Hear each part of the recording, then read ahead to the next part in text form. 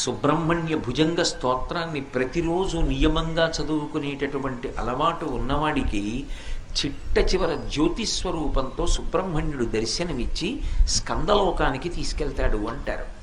అంత శక్తివంతమైనటువంటి సుబ్రహ్మణ్య భుజంగాన్ని తిరుచెందూరు అని సముద్రపుటున్న ద్రవిడ దేశంలో ఉంది క్షేత్రం.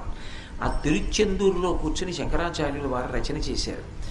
సదా బాల రూపాపి విఘ్నాదిహంత్రీ మహాదంతి వక్త్రాపి పంచాస్యమాన్యా విధీంద్రాది మృగ్యా గణేశాభిధానే విధత్తాం శ్రియం కాపి కళ్యాణమూర్తి. జానామి శబ్దం న జానామి చార్థం న జానామి పద్యం న జానామి గద్యం చిదేకాషడాస్యా హృది ద్యోతతే మే నిస్సరంతే